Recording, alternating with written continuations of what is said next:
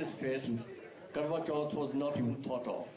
It came much later, but we couldn't change the dates. But next time we'll certainly keep it in mind, because this is the second time in 6 years that Karwa Chauth has fallen on a Sunday and during the fest. But in a way it is auspicious for us also, because you are mostly with your husbands around, which doesn't happen very often. Okay, the first session of the day is going to be a very interesting one. It's the true story of the most remarkable Indian spy of World War II. And we have Tully on the stage along with Mihir Bose and Sumantra Bose. Sumantra and Mihir, and the moderator of the morning will be Mr. Anand Sethi. Mr. Sethi, are you around?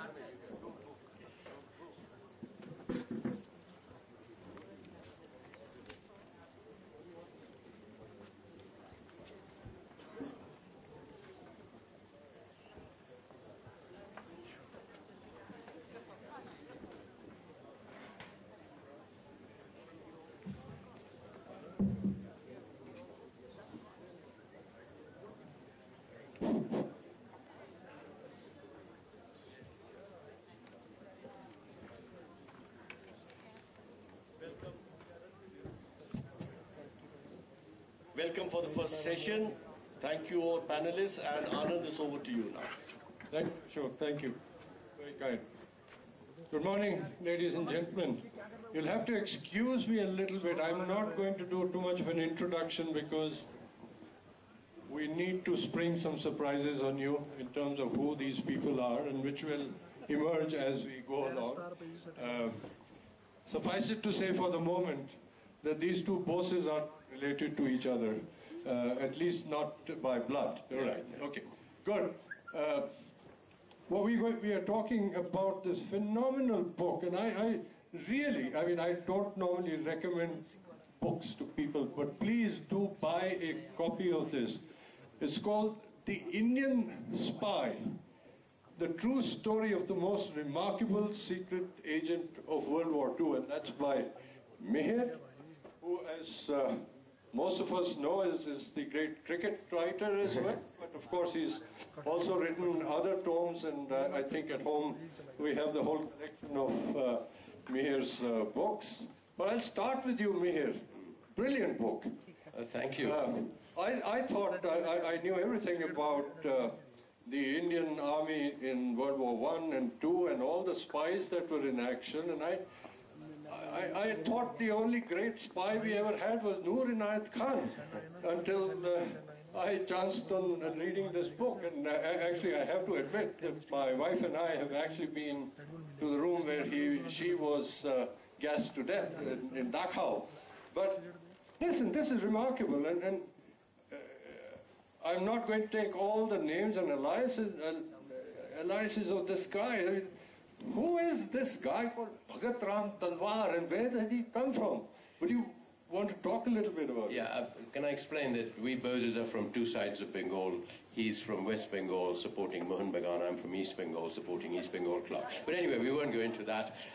Bhagat Ram Talwar was a Hindu Pathan. Hard to believe, but there were Hindus in Pathan land who had survived all the changes there. He was born in a small village called Galada, not far from Peshawar, had a fairly moderate education, spoke broken English, but he could speak Persian, Pashto, and several of the other languages of the region. Wasn't a very distinguished looking man. Throughout the war, when people met him, they were very surprised. He was a small, wiry man.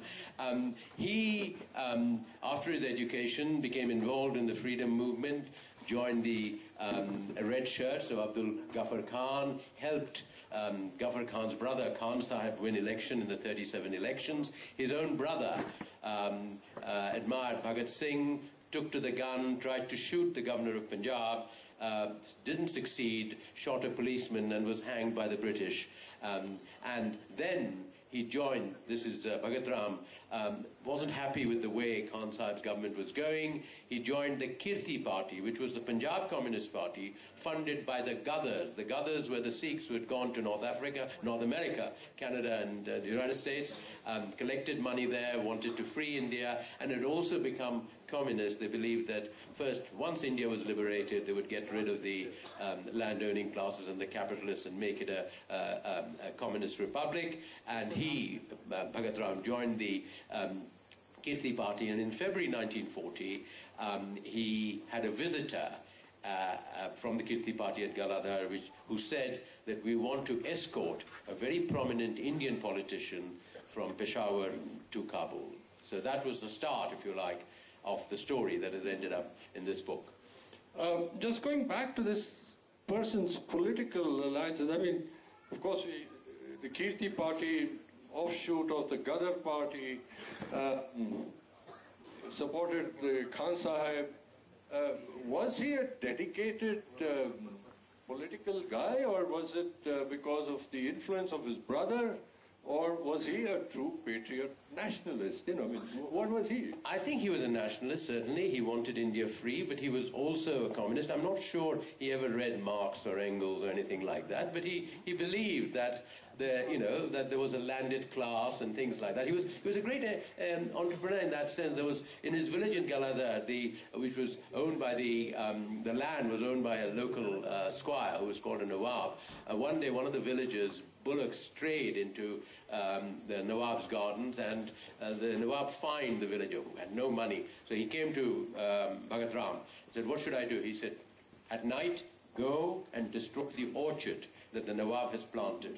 So the villager did that, and the Nawab then fined the entire village. And Bhagat Ram said, "This is not fair." Then he organized a protest. You know, he was that sort of a man. You know, he was a very enterprising man who could think on his own feet, as we will see when he went to Kabul to escort this prominent Indian politician.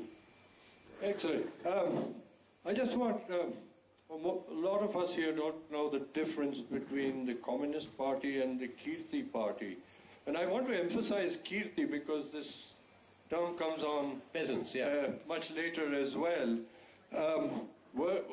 Was the Kirti Party an offshoot of the Communist Party of India? Or? No, it wasn't an offshoot. In fact, throughout, leading up to the war and after the war, the Kirti Party was trying to form an alliance with the Communist Party. The Kirti Party was actually quite well financed. And one must understand how the communist system worked. The Soviet Union controlled all the communist parties of the world through an organization called Comintern.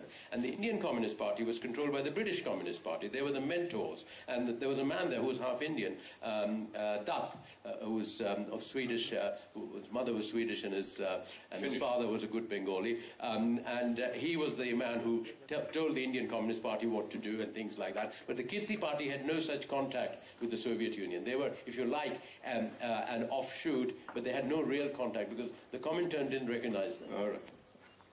Now, Mihir, there's some other organizations this guy is a member of, and frankly, I never even heard of these, one of them at least. The Naujawan Bharat Sabha. I mean, what is this Naujawan? The Naujawan Bharat Sabha was inspired by Bhagat Singh. This was the organization that Bhagat Singh belonged to, right. and this is the organization that eventually led to the Hindustan Republican movement and all that. Yeah. And then there's a Congress Socialist Party. I mean, well, the Congress Socialist Party was formed by people like Jayaprakash Narayan and others who wanted the Congress because, of course, the Congress movement, it was a big church, didn't want socialism. You know, the Congress Party, let's face it, was financed by that well-known socialist Gyansham Das Birla. So, you know, so therefore the Congress Socialist Party was Jayaprakash Narayan, Manohar Loya, and people like that were part of that. And then I'm for the moment restraining myself to mention this one other party that he gets associated with. We'll come to that in a short while. But there is this guy that you bring out, a mentor called Ram Krishan, and what was his political leanings? He was part of the Kirti Party, and they had met when Bhagat Ram was jailed while fighting in the 1932 struggle that Gandhi had launched. So he'd met him. So now we have this guy who's suddenly been asked to do an incredible job of escorting somebody all the way into, from Peshawar through the northwest frontier province, Badlands. Even then, I mean, they were perhaps even worse in those days than today, and on to Afghanistan, a route that he had never been on. Is this correct? He'd never been on that route. The prominent person was Subhash Chandra Bose, a relation of the Bose next to me, who at that time, we're talking of February 1940, at that time was facing a huge problem. He had been defeated by Gandhi, he had formed his own party, the Forward Bloc, and he saw the war as this great opportunity to drive the British out of India. He worked on the principle, my enemy's enemy is my friend.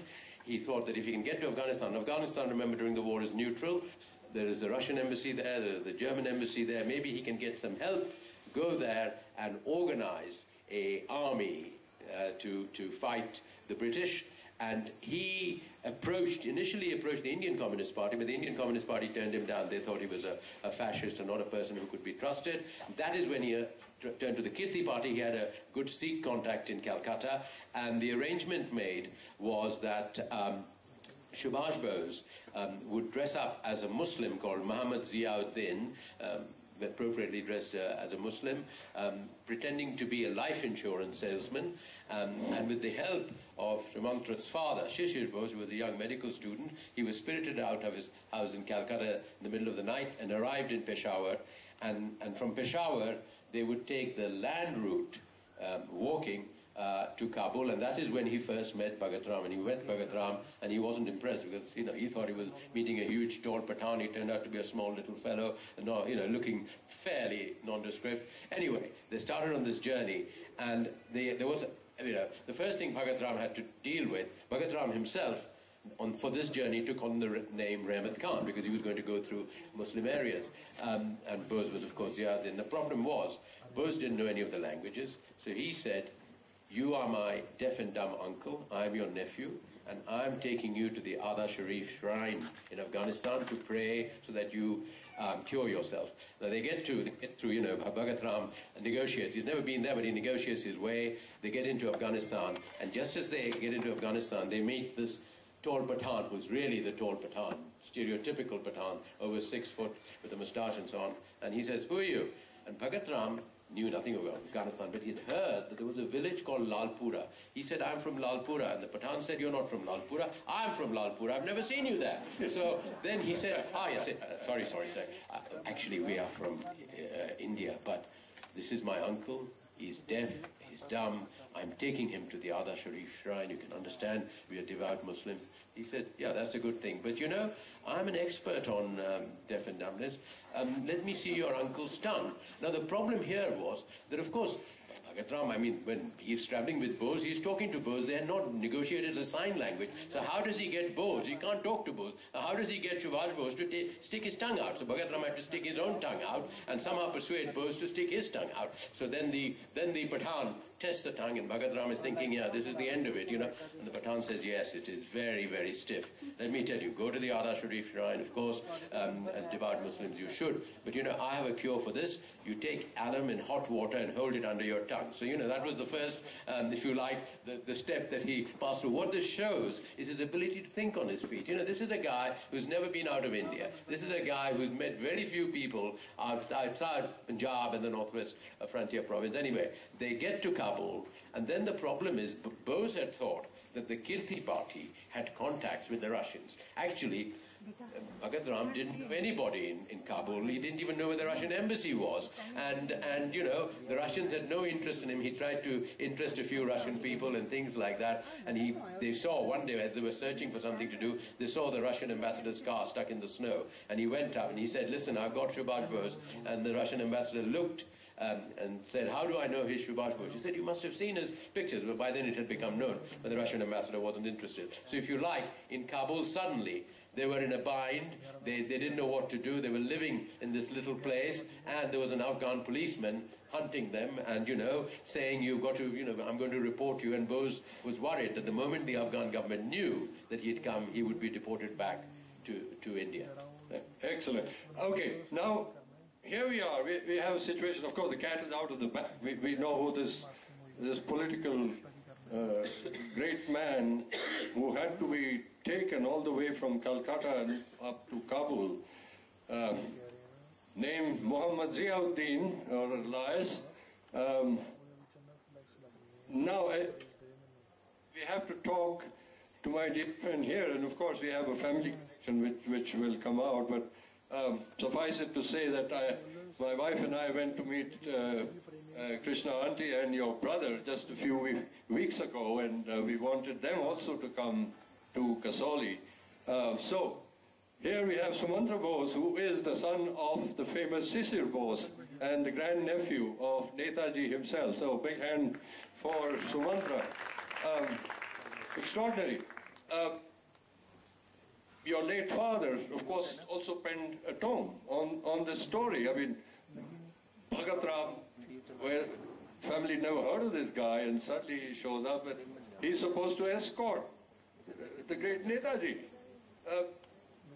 Will you try and tell us what happened? How does the guy come to the Bose family home? No, at that stage he hasn't come to the Bose family home. You've gone a bit ahead of the story. Yeah. Well, he comes later on, after his adventure in Kabul. At that stage, Shishir Bose doesn't know who Bhagat Ram is, has never met him. Okay. So all he knows is that he's helped his uncle escape, and all he knows is his uncle is somewhere. So at that stage they don't know who Bhagat Ram is. I'll come to that, but let's hear from Sumantra, the story of the actual escape from Calcutta, and your father took him in some crazy car, not getting on in Calcutta station, but from a online station. So yes, my father drove him in one of the two family cars, the smaller one, a German-made car, 1937 manufacture, called the Wanderer, which is now displayed after being restored to its original, pristine condition in the driveway of Netaji Bhavan in Calcutta. So, in case any of you come to Calcutta in the future, please do drop by and take a look at the Great Escape car. I'll explain how Bhagat Ram, and he drove him. My father, Shishir Bose, drove his uncle up to a railhead called Gomo, which was then in Bihar and is now in Jharkhand. It's in between Dhanbad and Gaya. It's beyond Dhanbad, but before Gaya. It's a fairly well-known railhead in eastern India. I'll explain in a moment how Bhagat Ram contacted the Bose family. But three quick sentences. First of all, it's lovely to be here. Second, I think Mihir deserves congratulations from all of us for the forensic skill with which he's brought the story of the most remarkable Indian spy of the Second World War to life. Thirdly, I met Bhagat Ram, but only once. I was 9 years old at the time. I met him in Delhi in the late 1970s.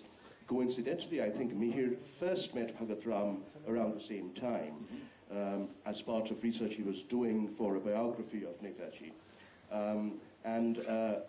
But I do remember Bhagat Ram, even though I was just about 9 years old, late 1970s in Delhi. He was a dapper kind of elderly gentleman, about 70 at the time, and this was a few years before his death in 1983.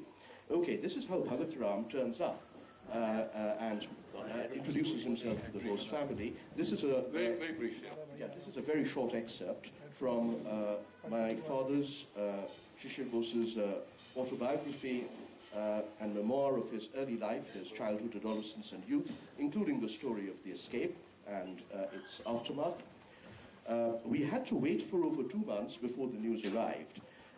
You must realize that Subhash Chandra Bose had decamped from Calcutta on the night of 16-17 January 1941. And for 2.5 months after that, the Bose family, the very few people who were in the know about the escape, mainly my father and his father, Netaji's older brother, Sharat Chandra Bose, that's my paternal grandfather, had no news of him whatsoever. They had no idea where he was, what had happened to him, what he might be going through. On the evening of 31st March 1941, I was chatting with my mother and my sister in the first floor veranda of one Woodburn Park, which is Sharat Bose's house. It's on the next street from Netaji Bhavan in Calcutta. It's quite a handsome mansion which was built in 1927. Father's office attendant, Sharat Bose, of course, in addition to being a political leader, was a famous barrister. So father's office assistant, Bhonu, came up and passed a visitor's slip to me. I read it aloud. Bhagat Ram, I come from Frontier, the slip read. Bhonu said the visitor had asked for me. I suddenly realized its import. I exchanged a quick glance with Mother. This is my paternal grandmother, Bibhavati Bose, who was also in the know about the escape, and realized my momentary indiscretion. Gita, my sister, who was not in the know at all, might ask questions. So I tried a creative diversion. Oh, what a bother. That Kashmiri carpetwala has come again. I'll go down and see him off. I went downstairs to find two men waiting. One was a slim, fair young man of North Indian appearance, dressed in jacket and trousers, and the other, a stout, darker and somewhat older man in full Western-style dress, including tie, who looked Punjabi. I asked what they wanted. The younger one said that they wanted to talk to me and that they had brought news of quote-unquote Subhash Babu. Okay, can we pause there because you're now jumping a little ahead. Mihir, back to you. So here's this great man who's supposed to be a deaf and dumb uncle, clearly not fitting into the surroundings. He has problems getting onto a donkey. He has health issues. He doesn't like the food. What happened? They reached Kabul. Please then explain from there on. What is the rest of the story on his escape? Obviously, the Russians, they couldn't get to the Russians, so they decided to turn to the Germans. And Subhash Bose contacted the Germans. And the Germans were delighted to see him and said, yes, they will help him get to Berlin. But they were taking so long, and it seemed so problematical that eventually nothing seemed to be happening. And then finally the Germans said, go and contact the Italians. And this fell to Bhagat Ram. Now Bhagat Ram, remember, he's never been to Kabul, he's got to know the place a bit. He had to be careful with Bose because at one stage, Bose and he were walking around in Kabul and they passed a photographer's shop and Bose said, let's take a photograph. He said, no, you can't take a photograph. You don't know that photographer will put the photograph on display. Your photograph is already in the newspapers that you have escaped from India and the British are looking for you. If you do that, this will be highly dangerous. So it shows how Bhagat Ram was thinking on his feet. Anyway, Bhagat Ram goes to the Italian embassy. He actually doesn't know where the Italian embassy is. He goes to the back door of the Italian embassy, and the Afghan guards are outside. So he has to invent a story. So he says, I'm a cook. I've been sent to see the Italian ambassador. So he's shown into the Italian ambassador's room, a man called Kuroni, who considered himself to be the smartest ambassador there. And he was quite a distinguished guy. He'd fallen out with Mussolini, and therefore he'd been sent off to Kabul. And he was particularly unhappy to see this guy because he thought this might be another Afghan spy. But he saw him, and that is when Bhagat Ram said, and at this stage he's calling himself Rahmat Khan, and that is when Bhagat Ram said, I'm not a cook, I'm Rahmat Khan, I've escorted Subhash Bose to Kabul, and we are looking for a way to get to Europe. And the Italians, whereas the Germans were prevaricating, taking their time, the Italians provided Subhash Bose with an Italian passport. He was known as Signor Mazzotta, a name that he carried for a long time after he had arrived in Berlin. In fact, he wrote to his wife, Emily. At that stage, nobody knew he had married this woman called Emily, that, always call me Mazzotta. But before he left the Italians, he told Kuroni, Rahmat Khan is my agent. He will coordinate my operations. And that is when he gave Rahmat Khan, Bhagat Ram, this letter that we've just heard that he carried back to Sharad Bose. He goes to Calcutta, and Kuroni gave him money. And he says, come back with intelligence. Now, why should he want that? Because at that point in time, Russia is not in the war. The British are fighting the Italians in Libya, and the British are scoring big victories under Wavell, commander-in-chief. But who's fighting for the British? Indian soldiers are fighting for the British. So Kuroni thinks that if he can get some trouble in the northwest frontier, the northwest frontier is always inflamed, but if he can get more trouble, then that would be very good. And, believe it or not, the only intelligence Kuroni had about what is going in India is when he buys a copy of the Calcutta Statesman. So, that is wonderful intelligence that the Calcutta Statesman is providing. So here is this man who says he knows everything, he can do things and things like that. Now, he doesn't speak a word of Italian, his English is broken, but he's so convincing. Kuroni gives him money. We've heard he goes to Calcutta, He meets the Bose family. Kuroni has always also said, bring back another person with you so that we can train him in sabotage operations and so on. And then bring back intelligence. Now, how does he get intelligence? So, but in Peshawar, he has a friend, a Punjabi friend, Sansara, who is a fiction writer, writes fiction for Millar.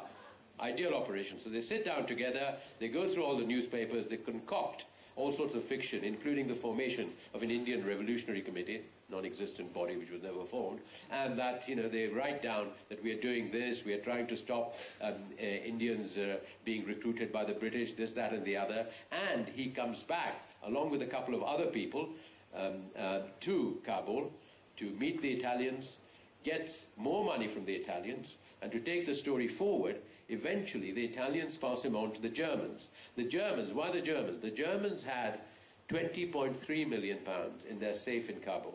Hitler had plans to invade India.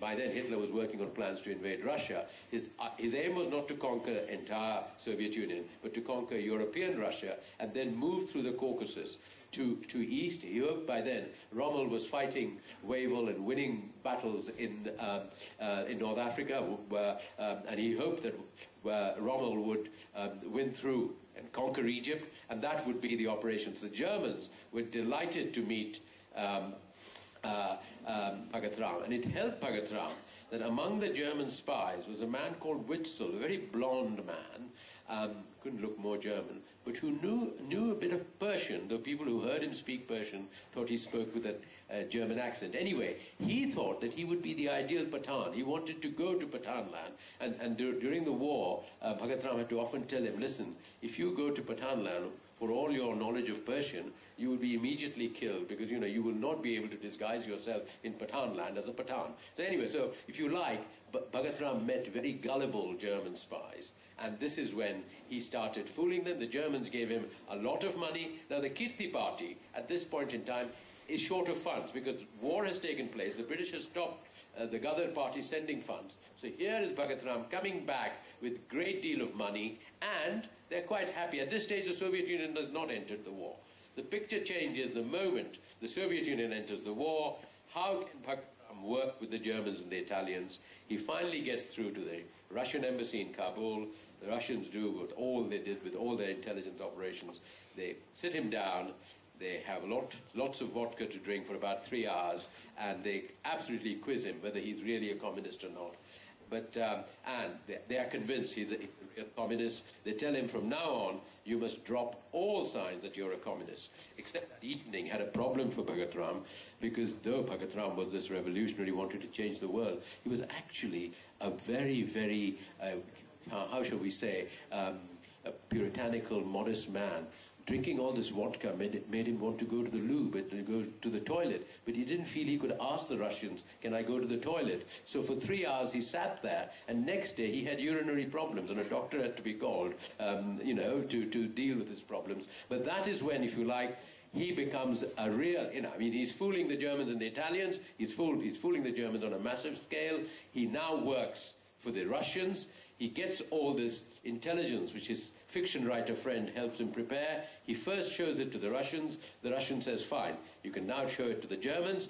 Then he goes back to the Russians, tells them what the Germans have said, every intelligence he can get. Sometimes the Germans give him guns, he gives it to the Russians. He tells them how much money they've given. The Russians keep some of the money, give some of the money back to him. And that is when the operation carries on like this until the end of 1942.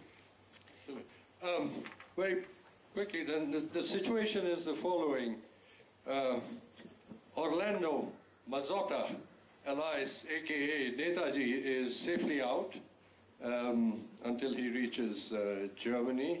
And here we have this guy, he's diddling everybody. He goes to the Germans, the Italians, the Germans, now he's with the Russians.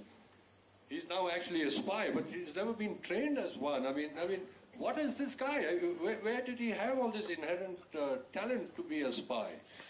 He was an adventurer. He was a man who could think on his feet, and he craved, he craved the excitement. Remember, his spying operation started, I should mention, just a month after he'd got married. He didn't want to get married. Family pressure made him, agree to an arranged marriage. So the moment he was approached to go to the Northwest Frontier and escort Bose, he jumped at the chance and he left his wife behind. All that was boring things to do. What was there in Northwest Frontier? And what he found, and this is the central point here, what he found was anything he told the Italians or the Germans, or even the Russians for that matter, though he was allied to the Russians, he knew that there was no way they could check. Remember, he was walking from Peshawar to Kabul. There was no Twitter or Facebook or Instagram. There was no walkie-talkie. So if he said X is happening, they had to accept that. Either they accepted that, or like Kuroni, they read the Calcutta Statesman and tried to find out what was happening. So compared to the Calcutta Statesman, this guy was much more believable with the stories he spun. All right. Very quickly, Sumantra ji, just bring in a few points of your family before we move on, and then here's the British connection coming through. So Mark, we will talk to you on that. He's now doing regular trips between Kabul, and he's coming to Calcutta and trying to, he's been asked to take money, and the numbers, Mihir, that you're talking about, enormous. Can you just tell me? I mean, the Germans in the end, by the end of the war, gave him £2.5 million. That is what the Germans gave him. No, he only comes once more to Calcutta. He doesn't come back to Calcutta. He comes once more to Calcutta, and after the Soviet invasion, he tells the associates of Subhash Bose that the war has changed. We are part of the Communist Party. We can no longer work with Subhash Bose. But remember, we need to understand that before Hitler invaded the Soviet Union, because of the Hitler-Stalin Pact, the Soviet Union considered the Second World War as an imperialist war.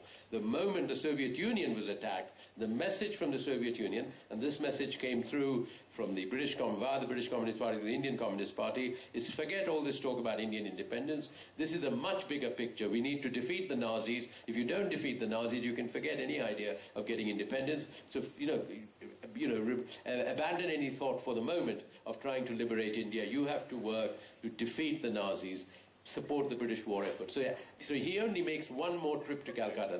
There's no further trip that he makes. And after that, if you like, he cuts off links. And there was an associate of Bose, a man called Santimai Ganguly, who Sumantra would know well, who I also interviewed in my earlier book on Bose, who subsequently went several times to Peshawar, to the Northwest Frontier. And every time he went, he never met Bhagat Ram because he was told Bhagat Ram was in the tribal areas and things like that. So if you like, the whole picture had changed. He was now, with the help of the Russians, deceiving, double-crossing Subhash Bose. He was getting messages from Subhash Bose via the Germans, do this, do that, and he was giving false information from that moment on to Subhash Bose. Sumantra, your inputs on this. Right. You have to realize that from the perspective of my father and my grandparents, the Bhagat Ram, seems genuine, as indeed he was at first. This is the man who escorted Netaji from Peshawar to Kabul, helped him out in Kabul to the extent possible, as Mihir has described. And he turns up in Calcutta for the first of two visits on 31st March 1941, bearing the first news of Bose, since his disappearance from Calcutta. He's brought with him 3 documents handwritten by Subhash Chandra Bose, which my father reads later that night. And later that night, Sharad Bose calls my father to his bedroom and asks him if he thinks that the documents are genuine, that they're written by Subhash Chandra Bose himself. And my father affirms that they're definitely genuine. Bhagat Ram says during that first trip that the first thing he tells my father is that I know your nickname by which your uncle calls you. I know you're a third-year medical student, as he was. And then the first thing he tells my father is that I wrote my real name on that visitor's slip, which you must destroy immediately, and so on. So following that, and then Sharad Bose meets Bhagat Ram as well, and Sharad Bose tells Bhagat Ram to meet him during Sharad Bose's morning walks in the Victoria Memorial Gardens in Calcutta, a well-known landmark of the city that many of us will be familiar with. And basically, my grandparents, my father, have no idea whatsoever about what Mihir just described, that Bhagat Ram has actually changed sides and is playing, you know, all sorts of games after Nazi Germany invades the Soviet Union in late June of 1941. So they are not aware of that Bhagat Ram is playing, you know, all these games. Right. Can I now bring in the Russian angle? And this, Mihir, and we've had a chat on this, it's unbelievable. He's getting all this money from Italians, from the Germans, and he's funding part of the Kirti party. I don't know how much he was pocketing himself. There are no records, obviously, of that. I need to ask this question. Was he that much of a dedicated communist that he was working free of charge for the Russians while he was diddling the Italians and the Germans?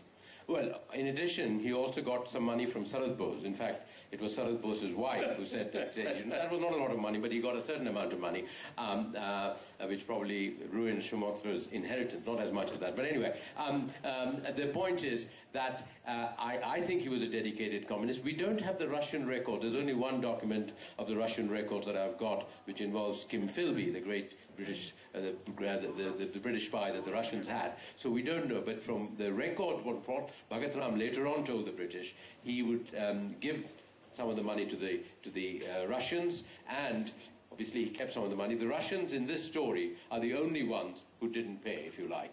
I mean, if they paid, and if it's in the Russian records, the Russian archives, despite the collapse of communism, have not been opened. So it's very difficult to know. So we're now moving to the other node of this whole business, is to the British. But quick question, when and why does he get named Silver? I mean, when he was working for the Russians, or working for everyone, was he still called... No, the Silver name comes at the end of 1942. The Germans are asking Bhagat Ram not just intelligence about political activities, the so-called Indian Revolutionary Committee and so on. They're asking for military information. How many divisions do the British have? The American troops have arrived in India because the Japanese have, Pearl Harbor has taken place. The Japanese are on the gates of India almost. You know, what is the production of weapons and so on? And he tells the Russians, he says to the Russians, listen, I can concoct political stuff. I'm a political operator. But I can't concoct military stuff. So can you put me in touch with the British so that they can give me some military, you know, guff that I can pass on to the Germans? And the Russians agree, and this is the most remarkable thing about the Bhagat Ram story. This is the only time in the war that the Russians shared a spy with the British. Now, why did they do it? The Russians were interested as a, if you like, the return from the British was that the British would give them information about what the Japanese were doing on their frontier. At this stage, Japan, of course, had not attacked the Soviet Union, but Japan was in alliance with Nazi Germany, and the Russians feared that the Japanese, in coordination with the Germans, would attack on their, you know, there were two factions of the Japanese army. One was called the Strike North faction, which wanted to attack the Soviet Union. One was called the Strike South faction, which wanted to attack the European colonies. The Strike South faction and won, but the Russians were worried. And the Russians then hand him over to the British. He comes back to India. The British get hold of him, and he is passed on to Peter Fleming. Peter Fleming, brother of Ian Fleming, the man who wrote the James Bond books, who was the older brother. He was a remarkable man who worked for the Times, had written books, had walked from China to almost the borders of Kashmir and so on. But he was in Delhi running what was called D Division, Deception Division, and he loved to concoct false intelligence to fool the enemy. And he fell in love with Bhagat Ram. This is an unusual story. Peter Fleming was Etonian, Oxford. Bhagat Ram spoke broken English, and he gave him the name Silver. And this was a bit of a Fleming joke. He liked jokes like that because there was actually a Mr. Silver who was the head of IPI, the Indian Political Intelligence, which was the British spy operation, which they ran from London, you know, they had an elaborate spy operation in India. So that was the name, and that is when the British operation came in. He moved to Delhi. The British provided him a home, a chowkidar, and he would say, no, I need another assistant, and the British did all that. And the British also funded his trips to Nainital and other places. And that is when his wife joined him in Delhi for the first time in 3 years. Right. Mark, now you also read the book. Now here we have a guy who's already worked for everybody else. Now the SOE and D Division are handling him. Do you know where this guy was operating out of in Delhi? And I'm sure the audience would love to know the actual operating scene of this guy in Delhi. Well, he was operating, if I remember rightly, from the garden of Rashtrapati Bhavan. Yeah, I think we should mention here, Mark, that the Germans had provided him transmitters. In the end, they provided 3 transmitters, which were named Mary, Oliver, and Tom. And they were transmitting from this transmitter to the Abwehr headquarters in Berlin from the Viceregal, what is now the Rashtrapati Bhavan. Yes, he was operating from there. But the most extraordinary thing I think about this spy is that actually he ends up spying for 5 countries. Yes. Yes. Because the British then hand him over or persuade him to go to see the Japanese. And another extraordinary thing about him is that all the people he deceives love him, really. Absolutely. And the Japanese ambassador in Kabul is so happy with Silva that he asks him to stay regularly, and he's completely deceived by him. And the other extraordinary thing to me, and I don't know what you say about this, is that he keeps on inventing stories about a completely non-existent body, and very specific stories about what this body is doing in India. And actually it's doing nothing at all because it doesn't exist. And if I may come in, there's a story here. He's working with Fleming. He and Fleming are walking in a street in Delhi, and they see an Afghan who Talwar, Silva, Rahmat Khan knew in Kabul. And Fleming is very worried that this Afghan, who's an Afghan official, will go back and wonder, why is this guy, I've seen him in Kabul, what's he doing in Delhi? He didn't want him to go back to Kabul. Rahmat Khan by then was so confident, he said, don't worry, I'll go. He goes off, and of course the way the operation works is he, once he's left Delhi, he walks from Peshawar, there is no contact with him. For 5 months, Fleming doesn't hear anything, then he finally reappears. He said, oh, you're all right, what happened? I thought you might be killed. He said, by then, the Germans were so trusting him that they'd given him a flat in Kabul.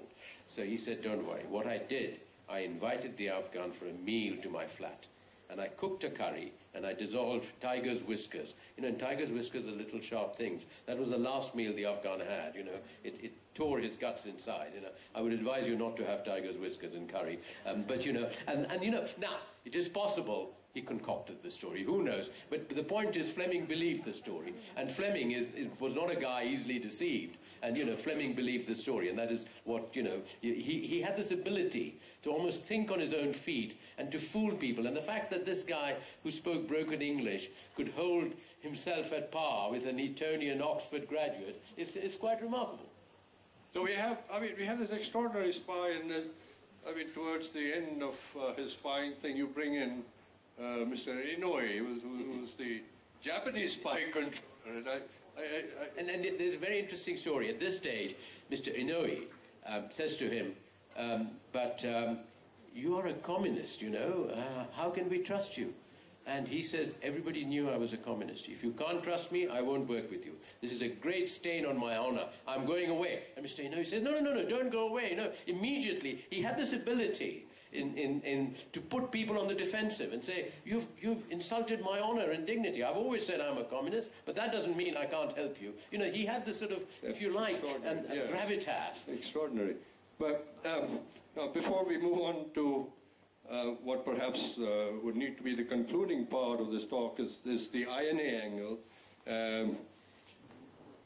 I just want, you mentioned that he diddled somebody else, independent India as well. I mean, would you want to bring that up? What he did was he came back, of course, he came back to India. The British paid him something we don't know because the British destroyed those. I wanted to ask Mark. Destroyed those records. But then, when Sumantra's father, Shishir Bose, wanted to preserve his uncle's memory, started the Netaji Research Bhavan, contacted, you know, if you like, he brought out Bhagat Ram Talwar.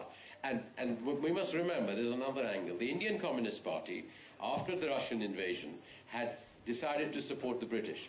And I in fact, met people like Adhikari and so on, high officials of the Indian Communist Party, who said, no. Talwar was not working for the British or the Russians. He was working for the Germans, and he was always a freedom fighter. So what they did was they got Talwar to write his memoir, called The Talwars of Pathanland, where he wrote eloquently about his brother being executed by the British. He presented himself as a freedom fighter. As a result of the UP government gave him land, so he settled in UP, and if you like, that was his last deception, that he deceived the Indian Republic, and he settled in UP, and that is from where he wrote a letter to me after I published my Subhash Bose book, and the letter is there in which he if you like, scolds me. He said, I'm a friend of yours, and you haven't sent me a copy of the book. What kind of friendship this is, you know? This was, if you like, Bhagat Ram style. He would make everyone feel guilty if he wanted something. Before we go on to the INA specifically, general question. I mean, a lot of this is history, and of course the INA itself, and which leading on to the trials at the Red Fort. In fact, there's just been a movie made by Doordarshan, by Rajya Sabha television. We Indians are terrible at history. I mean, maybe blinkers on.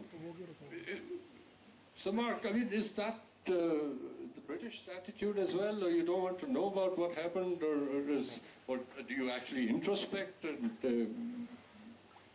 about history and some of these issues? Because I now am going to ask very specific issues on what I know, and perhaps you will confirm why the INA was formed. Just comment on our attitude to history. Well, I don't really want to comment on the Indians' attitude. No, Mihir can do that part, I think.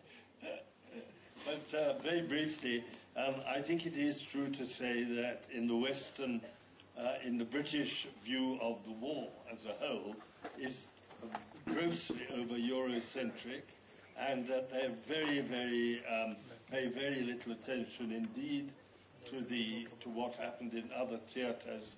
And I once wrote or put together a series of free radio programs about the Indian Army in the Second World War. As you know, 2 million soldiers. And several of the surviving officers said, we used to be called the Forgotten Army, and we are still the Forgotten Army. And one told me a story about when the veterans march on the day that the wars are marked, November the 4th, I think it is, and there's a big march of veterans through London, and they said, we, the Indian Army veterans, are always put at the back of the march. So I think, yes, Britain has a very Eurocentric view of that, and therefore it's very important that books like this one should be written to reveal the complications and the different relationships, and indeed the reason why the INA was formed. Here, I want you to comment on this at the conclusion, because I know you have some very strong views. But just going back, Sumantra, about the formation of the INA, and I know a little bit about that, as you're aware. There are some extraordinary quotes that Mihir is putting here. One he has from Winston Churchill. This is page 24, when Lord Wavell puts up a note to say that we should have Indian officers commanding junior British officers and troops. This is what Winston Churchill had to say. It's a furious response to that. The poor, much harassed British soldier having to face the extra humiliation of being ordered about by a brown or black man. So, Mark, did you ever hear this quote? I mean, it's inverted commas from Mihir. It's from the cabinet records. Yeah. I haven't heard it, no. And then perhaps, Mihir, you might want to read a little passage, and now you're getting into my family connection. Page 24, about this crazy incident in a swimming pool in a club. The war produced many stories. Yeah, the war produced many stories of Indian officers constantly having to break down ceilings, such as being able to share a swimming pool in a local club with the Memsahibs, the wives of their white colleagues. In one amusing incident, after an Indian officer found that an English woman splashed to the edge of the pool whenever an Indian entered the water as if he had seen a shark, they decided to band together and play a game. When an English girl went in, we went in. And when she got out, we got out. So after a while, she got tired of all this going in and coming out, and there was no problem. And that officer, of course, was, you know who he was? Well, I do, yeah. He was your uncle. If the audience knows that, that was my mother's elder brother.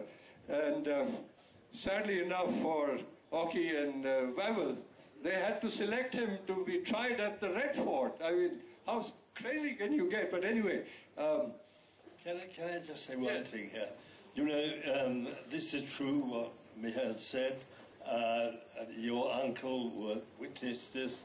There were stories about bars and places in Singapore which had notices on them saying no dogs or Indians allowed. And yet the extraordinary thing is that you had two completely different things happened in the war. And I think it's important to remember both of them. One, millions of Indian soldiers fought loyally with the British throughout the war, and the Indian military history, the history of the regiments who fought, still records with pride what those regiments achieved.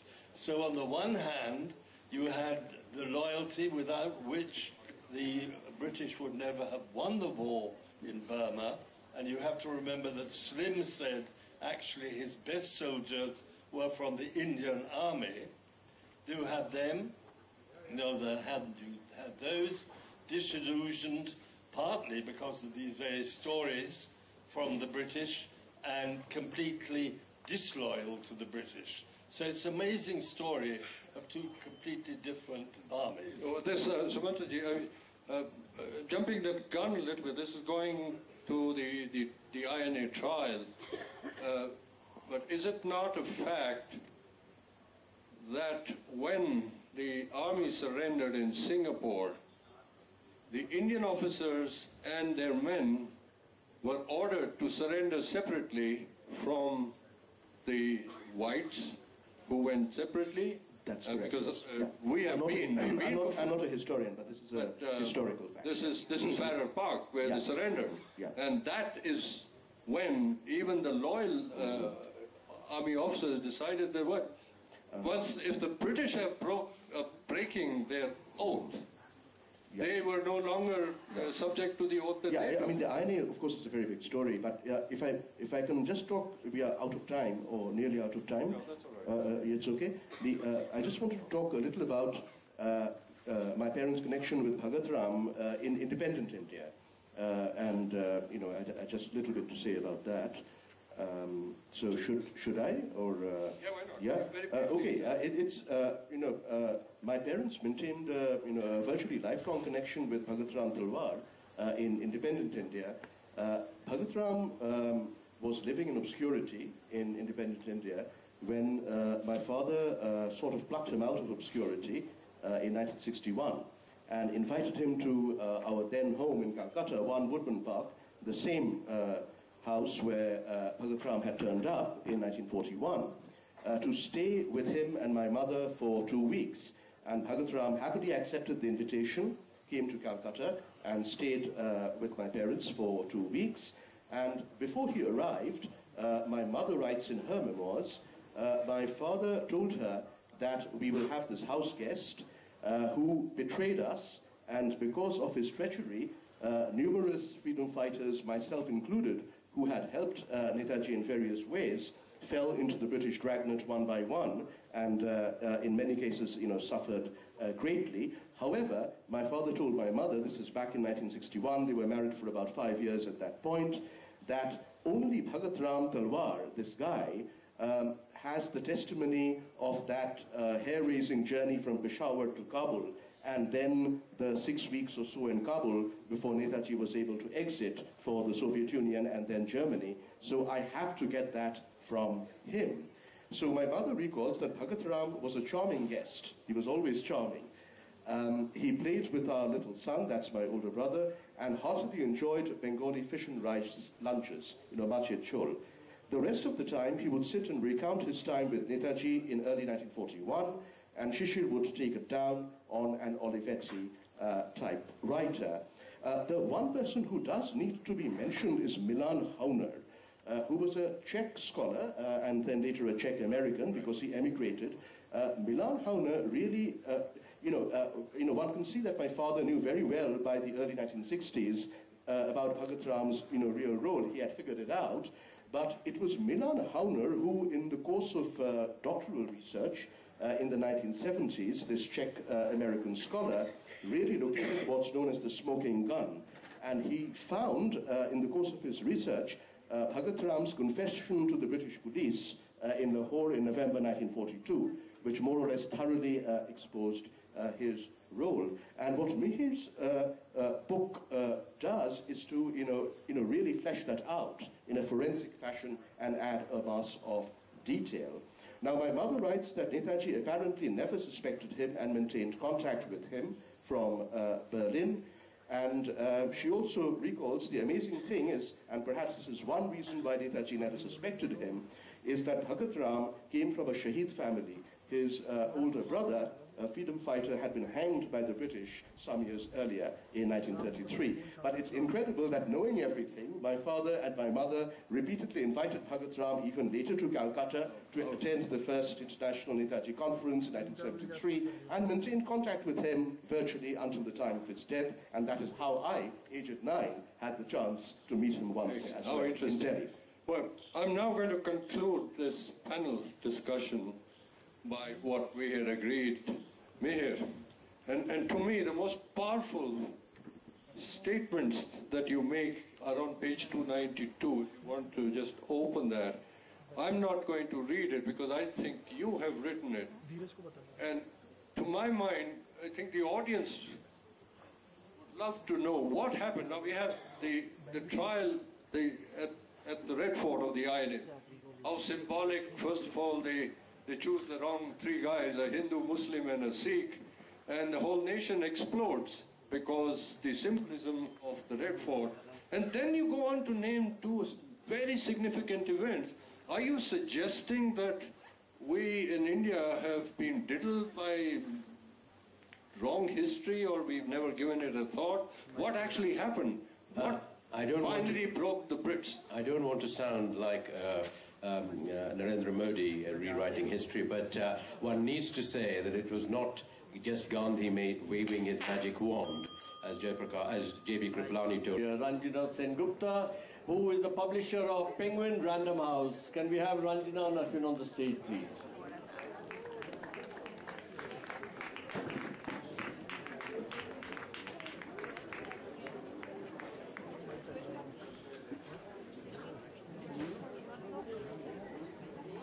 Ranjana, I hand it over to you.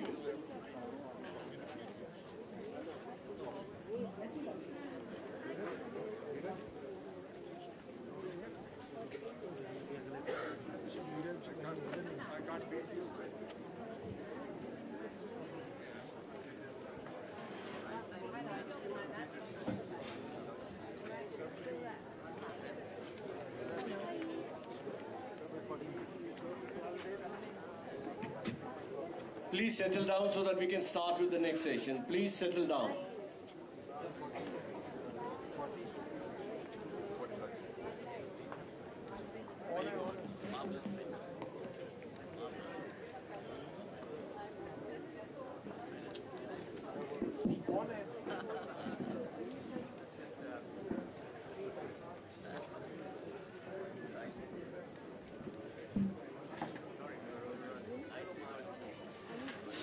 Hello.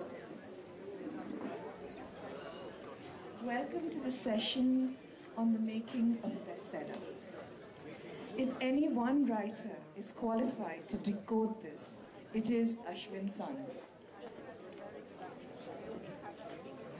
Can you hear me? Yeah. So welcome to the session on the making of a bestseller. If there's any one writer who is qualified to decode this, it is Ashwin Sanghi. author of 9 enormously successful books in not just one but 3 genres: historical fiction, thrillers, and business. In just 10 years, starting with The Rosable Line, is that right? Yes. Yeah. Ashwin has penned 9 bestsellers and commands a loyal and enthusiastic readership that reads him across genres. How does he do this? We in publishing wrestle with this conundrum. How do you turn a wonderful idea inside a reader's head into a book that at least 5 or 10,000 people want to read? Many, more than 10 times that number, read Ashwin's books. The novels, Chanakya's Chant, The Rosable Line, The Krishna Key, for instance, have a huge readership, as do Private Delhi and Private India, thrillers that he has penned with James Patterson. Similarly, his books 13 Steps to Bloody Good Luck and Good Marks and Wealth, is that right? Yeah, are enormously popular. So Ashwin, how do you do this? Well, frankly, Ranjana, first of all, you've elevated my stature, so I'm going to find it very difficult now to keep up with the sort of expectations that you've already established. But having said that, for me, honestly speaking, it's all about being able to read stuff that I don't have to turn the page, where the page turns itself. So even when I'm writing, I'm perpetually asking my editor that did you have to turn the page or did the page turn itself? And, I can't remember who it was who said that easy reading is damn hard writing. So essentially that's what we are trying to do. Give readers something which is almost effortless. But underneath that effortless reading goes in bloody hard work, right? Absolutely. And I wanted to ask, I believe you have famously said you had 47 rejections for your first book, is that right? What made you keep at it? And also, why did you begin to be a writer? Okay, so taking a step back, I have zero literary background. If I look at my father's side of the family, very few were involved in reading. In fact, I would be hard pressed to find a family member who had actually read a book. And I'm using the word advisedly. Singular. Absolutely, a book. But the other part of the story was that my Nanaji, my grandfather, he used to love reading. And he lived in Kanpur, and he had this beautiful library, and he would lovingly pick out one book every week from that library and send it to me. But of course, when you're age 10 or 11, you're more interested sometimes in collecting books than actually reading them. So the old man wisened up and he said, look, I know that you're not reading, so now the formula has changed, and every week you will send me a letter telling me what you read and why you liked it, why you didn't like it. And so those were the earliest book reviews, as it were, that I was doing. And of course, as far as my entire upbringing, it was in a typical Marwadi Banya environment. I went into my dad's place of work at age 12, where I was told by the Munimji that there were only 2 important words that I needed to remember. They were called debit and credit. And I think that's still true. So he said, don't worry about all of this. And he would see me carrying books, and he would tell me in his own funny way, he would say that, bookkeeping is more important than book reading. And if you must read, then read a balance sheet. Why are you wasting your time with this? And then so I went back to my grandfather one day and I said, look, you're sending me these books. And on the other hand, Munimji says that it's all irrelevant.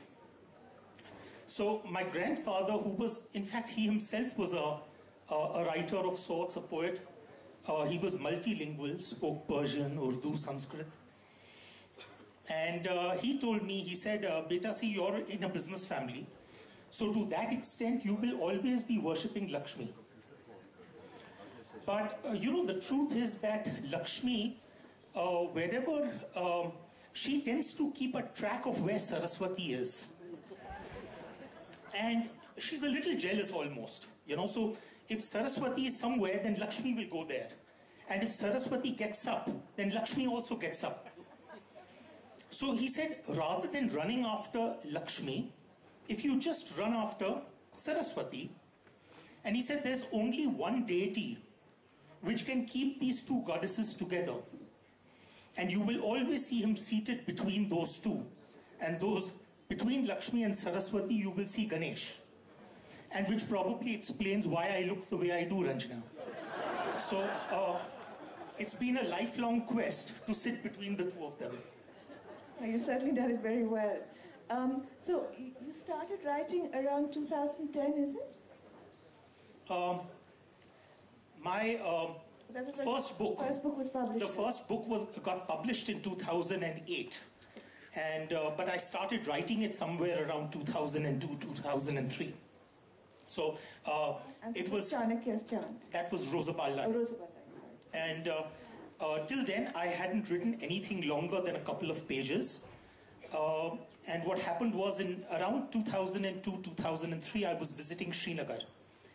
And in the heart of Srinagar, in the old quarter of Srinagar, there is this very simple, unassuming sort of tomb. And that tomb is known as Roza Bal. And Roza Bal literally translates to tomb of the prophet. Now what's very fascinating about this tomb is that there is a 14th century saint, an Islamic saint, a Muslim saint, a Pir. His name is Nasiruddin. He is buried there. And that is a Islamic burial with the head facing towards Mecca. But what's even more fascinating is that there are references to this tomb in various land records having existed from the time of around 124 AD, almost 2,000 odd years ago. And that, under that first body of Nasiruddin, there is actually an older burial. And that older burial is not an Islamic burial, because after all, Islam came 500 years later. But that burial is an east-west burial, which seems to indicate Jewish provenance. When you're visiting the tomb, outside the tomb is a metallic plate which shows a pair of human feet. And on that the carving of the human feet are cross marks, which indicate the points at which the nails from a crucifixion would have gone through. So the common myth, the common perception is that the person buried there is none other than Jesus Christ. And so there are certain things where, you know, I mean, I've always believed that you don't really go out looking for stories. It is stories that come looking for you. And this was a story that came looking for me. And so I was obsessed with it for the next year or two. I ended up doing a ton of reading and speaking to people and trying to find out everything that I could. And then that's when I decided that, okay, let me connect the dots. And I connected the dots and I wrote a 40-page document, almost a thesis of sorts. And I gave it to my wife and I said, why don't you try reading it? And she gave it a try in the night. Next morning, she said, congratulations. So I said, wow, that means it's good. She said, congratulations. Your wife praises you, it's obviously very good. Yeah. So congratulations, because you've discovered the cure for insomnia. Because one page and I was out for the count. So she said, no one's going to read this. Who do you think is going to read this? She said, you need to make this into a story. And that's how I started writing the Rosabal line. And I had thought that most of my work would be over once I finished writing the book. I was very proud of myself for having written that book. And then, of course, that entire process of trying to find a publisher ended up consuming another 2 years. So, and frankly, there was no light at the end of the tunnel because eventually I had to self-publish. Okay, but after that you continued writing in the same space of Yes, but that was a while, because if you think about it, 2003, and then the book gets eventually published in India only 2008. And frankly, I don't even know what kept me going during those years. because one after the other, either rejections were coming or alternatively literary agents were saying, listen, I mean, you've got no chance in hell of being represented by us. Where I did try and reach out to publishers directly, the kinder ones actually sent me replies. Many of them didn't. There was something which I felt that the story needed to be told. And I think the turning point for me really came when there was a chance conversation happening between my father and a very good friend of his. He used to come over on the weekends, and my father and he would enjoy their whiskey together. Most of them pouring Patiala pegs for each other.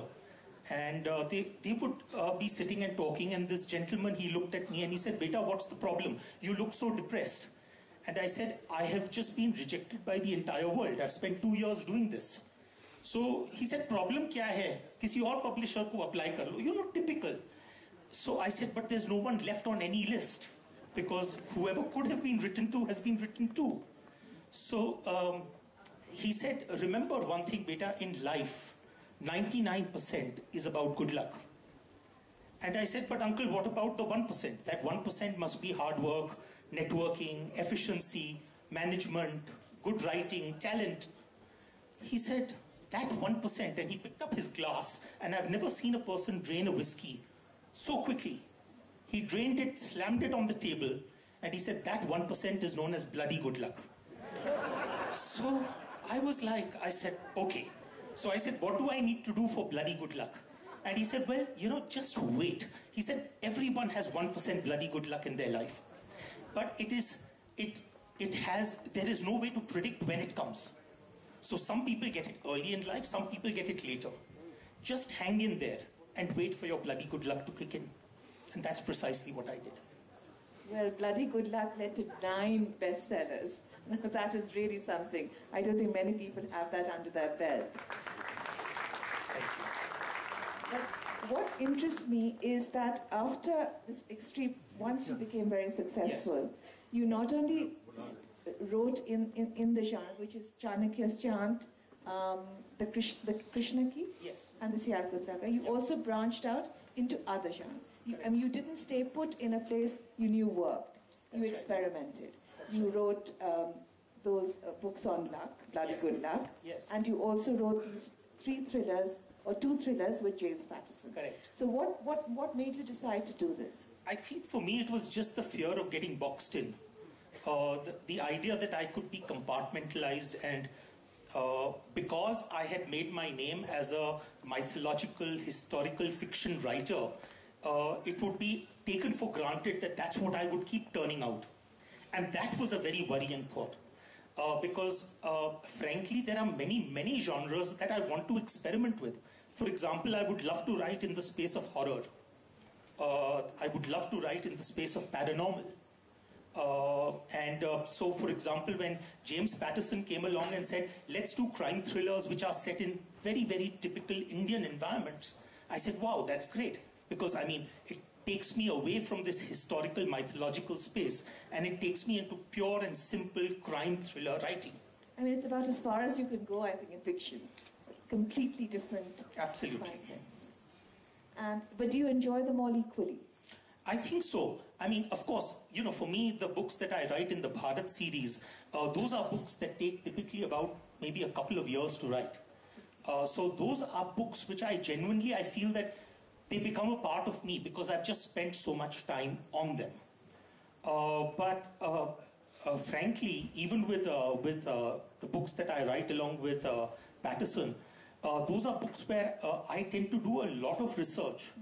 So for example, I mean, give you an example, police stations. I mean, it's one thing to write about police stations, and it's another thing to know how do typical police stations work, and what are the sort of interrogation techniques that work. So for example, I had this friend in the department who very willingly took me to the station and showed me the cell. And then he showed me a rubber hose, a black-colored rubber hose about roughly 2 inches thick. And I said, "What is this?" And he said, "This is one of our best techniques."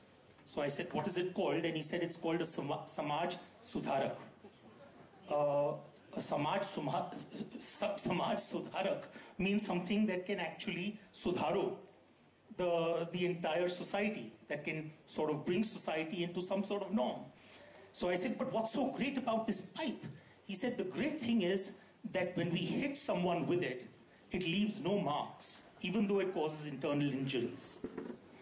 So, I mean, I didn't know that, but you know, it's those sort of things which eventually sort of result. I mean, people used to ask me, Ashwin, you know, you're from a Banya family, you have no qualifications to be trying to be a writer. I mean, in fact, they don't even say that I'm a writer. They say I'm trying to be a writer, and I agree with them. I'm in work in progress. But frankly, when I remember once, when someone asked me, they said, what is your qualification to be a writer? I said, you know, during my growing up years, my mother always used to say that I was a darn good liar. And so I have carried on lying. And that's what fiction writers do. We continue to tell lies. We spin tales. And I think the only corollary to that is that if you're going to tell a lie, then tell that lie as close to the truth as possible. Well, I mean, I think that brings me to your method of working. Sure. Because even your thrillers, I've read somewhere, that you actually make an Excel flowchart, where you have the names of the chapter along one side. I'm going to be banished from this Lit Fest if we start revealing the fact that I use Excel spreadsheets for my plot lines. No, but the point is that you actually work terribly hard to create these terribly readable books. Yes. I mean, there's a lot of legwork that goes on. There's a lot of intellectual groundwork that is put into that.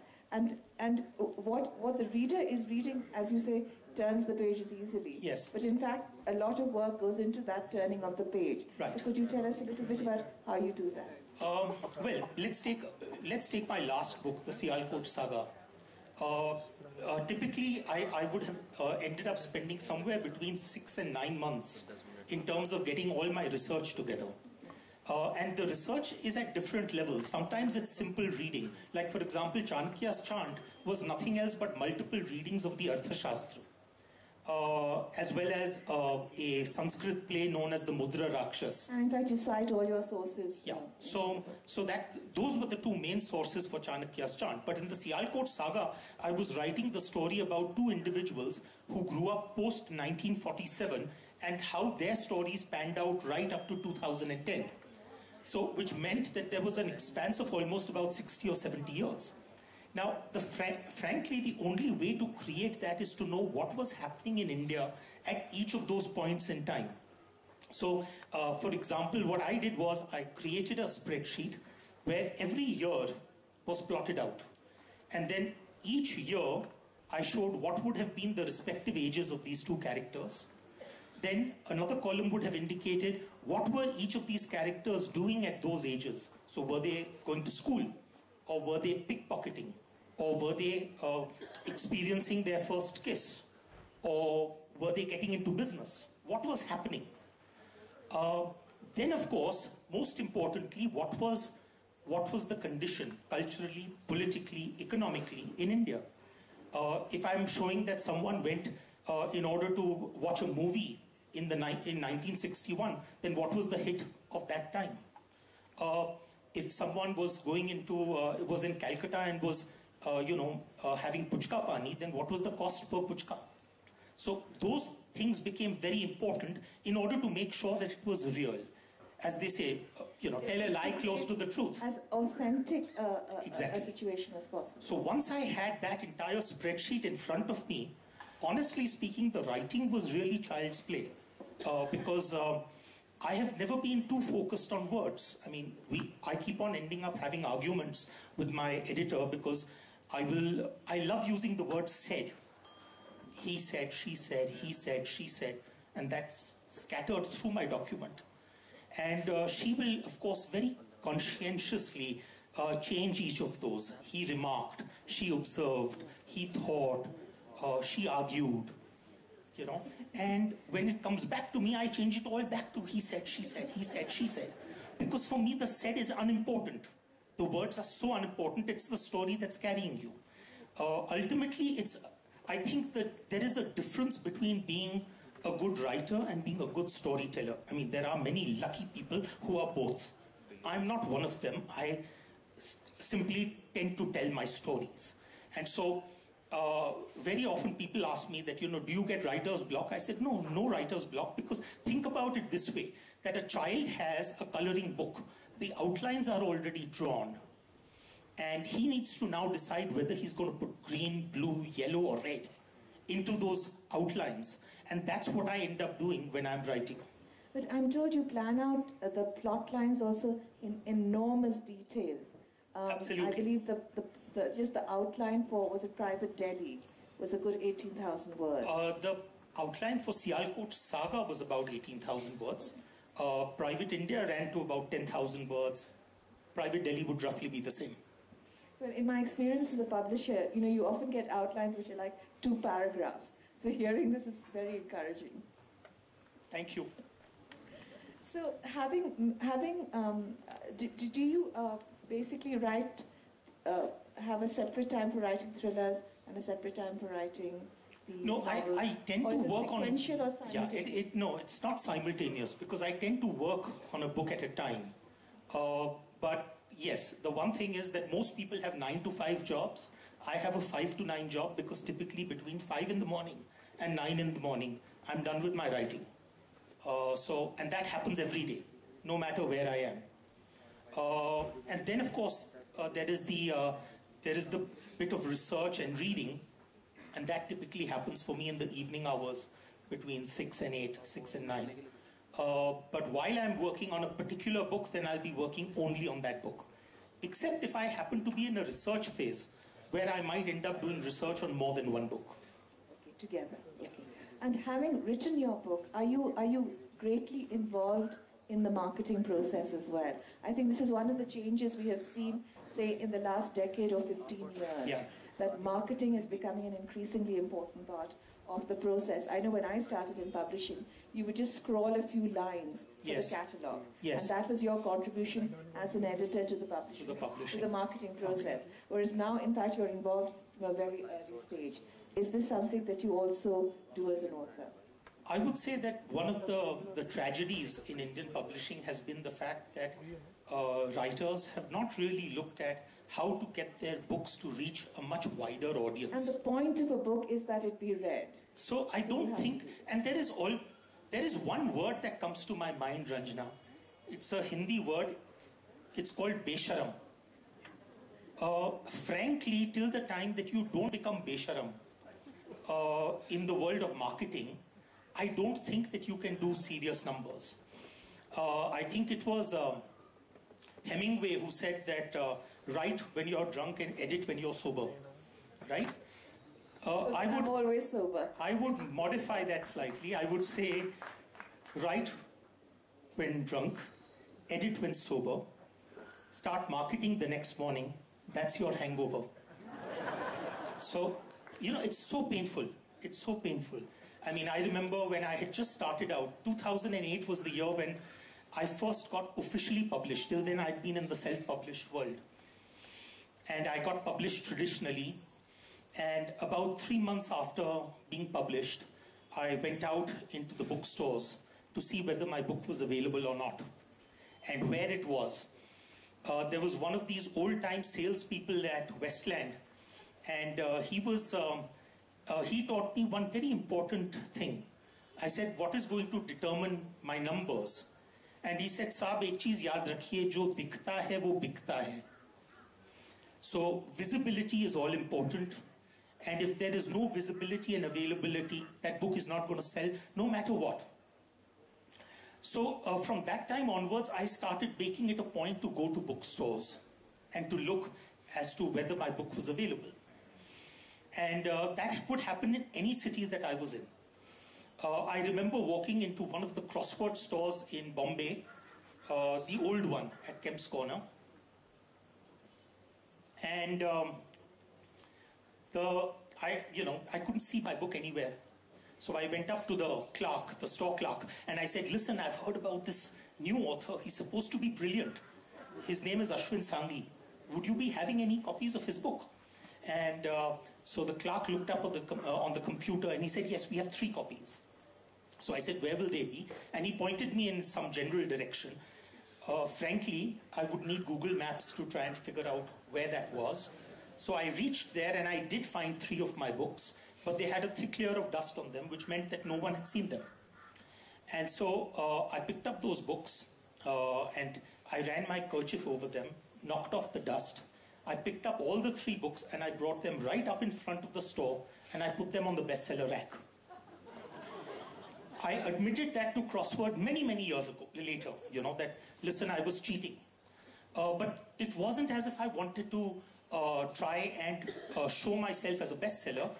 What I did know was that the most visible rack was the bestseller rack. And that was the only way to get my book out. And people will buy what they see. That's right. I think things have changed a great deal from the earlier time when you basically found it that the writers would not get so involved in the publicity. I think now it's absolutely essential. I think so, because to give you an example, a lot of people talk about the fact that the cover, if it's a great book, the cover is irrelevant. The truth is that unfortunately covers do sell books, so you do want to grab eyeballs. They did a study a few years ago, and they found that the average amount of time that a person in a bookstore spent on the front cover was about 13 seconds, and the back blurb occupied another 18 odd seconds. So within that 33 odd seconds, a person decides whether they are going to pick up the book and take it to the cash counter or not. And so to that extent, you do need to grab people's attention. So to my mind, that's a very critical element of your marketing mix. But I think also now, when you have a lot of alternative sources of entertainment, yes, when your readership, I think, is changing a great deal. It's not just a metropolitan readership. Sure. You have readerships in smaller towns. Sure. And you have to appeal to a cross-section and appeal to them differently. That's right. So you need to be a much more versatile, I think, in how you promote your books. And not only that, but from my perspective, frankly, if you don't think of yourself as a writer, and you only think of yourself as a storyteller, then frankly, everything else, whether it's format or whether it's language, it becomes irrelevant. I come out with a book in the Bharat series, and in the first year, it gets translated into about 8 or 10 Indian languages. And I have no problem with that, because I want my books to reach a wide audience. Similarly, today, for example, novels get converted into illustrated books, comic books, novellas, e-books, and of course digital series, TV series, and computer games, and so on and so forth. And the way I see it is that those are just simply different ways of making that story reach different audiences. I know, and I think the point is to reach as wide a public as possible. That's right. I think before we open this out, I just want to ask you, do you have much contact with your readership? Do you Nowadays, reach out to them? frankly, from the perspective of a writer, and that too in the world of commercial fiction, I don't think you have an alternative but to be in touch. We are living in a sort of a 24/7 environment. Twitter, Facebook, Instagram. This is the generation, and that is pretty much in keeping with the sort of demographic of the new young reader. So I love it when people come on social media and tell me, listen, we loved reading your book, or I was up till 3 o'clock in the morning reading your book. Or even if they come back and they say, hey, listen, I think it was rather sad. And you can certainly do better than this. That's fine. Because at the end of the day, you don't mind being loved, you don't mind being hated. What you don't want is to be ignored. And that's really where I'm coming from. Well, I don't think anyone is going to ignore Ashwin Sanghi. Thank you very much. Now, I'm sure there must be lots of questions on how to write a bestseller. So, should we have...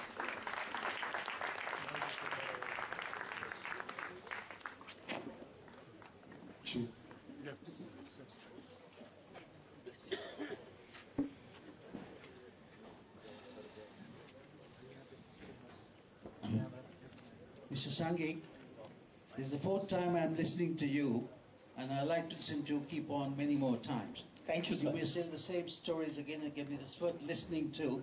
Thank you. And I'd like to tell you, the copy I bought just now was a 150th copy of yours. How to 13 Steps to Bloody Good Luck. It has helped me a lot, except I haven't come across the emotional quotient or the lucky quotient. You might bring in some mathematics into to explain this. And Louis Pasteur said that Dame Luck favors, the chance favors the prepared mind. I'm fully prepared for the lucky quotient, but Dame Luck hasn't obliging me. You have any suggestions for that?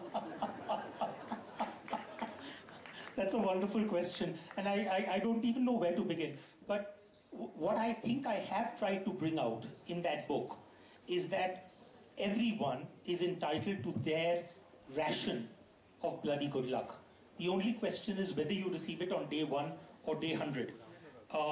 And the way at least I see it is that, I think it was the Roman philosopher Seneca who said that luck is a matter of preparation meeting opportunity.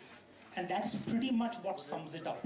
That how can you actually make those two eventually coincide? I think it was the French actor Jean Cocteau who said that, of course I believe in luck. How else do you explain the success of those whom you don't like? And so all of us, at the end of the day, we have to believe in luck. Maybe believing in luck might also increase our own motivation levels to just hang in there. I mean, you're talking to someone who went through 47 pieces of paper that said no. So now you can either call me someone who's very persistent, or you can call me someone who's very thick-skinned. I don't know which. Maybe a bit of both. But that's really what I wanted to bring across from this book.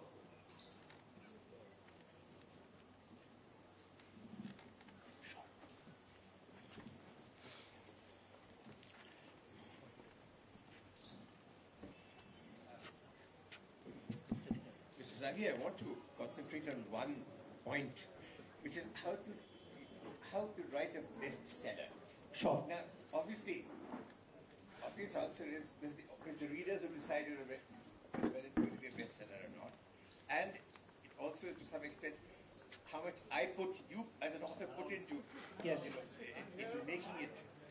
Sure. Could you hold the mic close? But what I want to ask you is, you start planning your book, as you were talking earlier. Do you think in terms of bestsellers? And if you do you think in terms of in your planning the plot? Do you in fact have certain, say that I must have this ingredient, this ingredient, this ingredient? Sure. Is there that kind of a structure first? I understand. Okay. I'll repeat the question for those who were unable to hear it. The question is that when you're attempting to write what will eventually, hopefully, turn out to be a bestseller, then do you actually, in advance, think about the ingredients that would go into actually making that? Do you have a preconceived notion in terms of what should go into that book? I would like to answer that in 3 very, very clear ways. One is that I think, if I'm not mistaken, it was Somerset Maugham who said that there are 3 rules for writing a novel. Unfortunately, no one knows what they are. So, in that sense, you already have a blank canvas in front of you in terms of, because if you're going to simply be doing what everyone else is doing, then it's not necessary that you're going to change the rules of the game.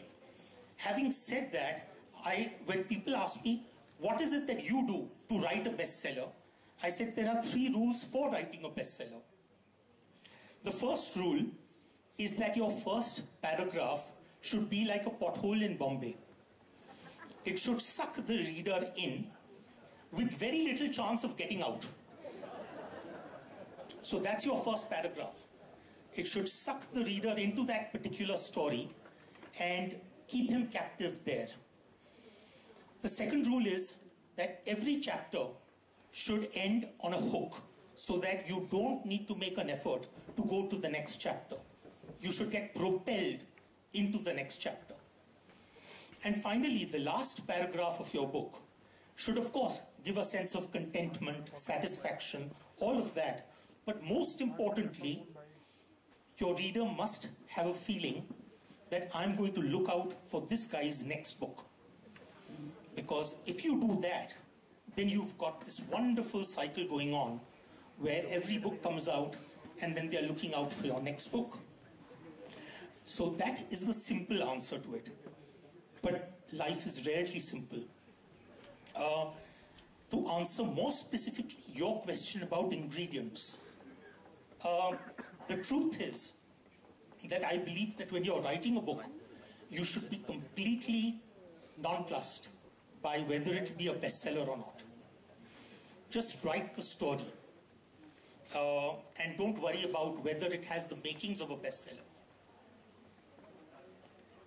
I found that too many people destroy their stories by worrying about whether it will be a bestseller or not. So at that time, put on your writer's cap and just focus on telling that story. And by the time that you reach, the point where the book is done, at that time, forget about the fact that you're a storyteller or a writer. Take off that cap and put on your marketing cap, and then treat the book like a product, and then figure out as to how you can sell that product. That's really where I'm coming from. Sure.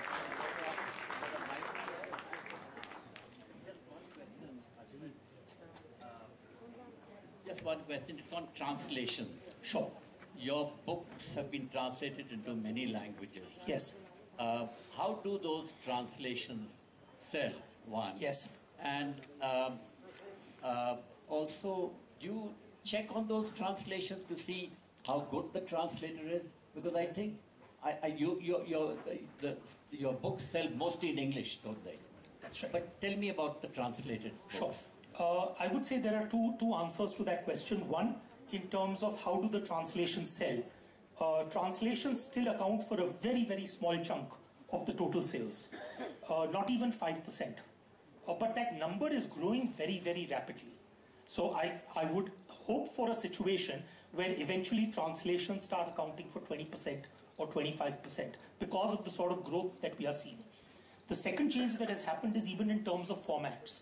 At one point of time, these books, let's say for example a book like Sialkot Saga, which runs into about 150,000 words, because of the size of the book, it becomes a relatively expensive book. So in the translated market, that becomes difficult. But now you have even ebooks coming out in translations. So that has also made a tremendous change.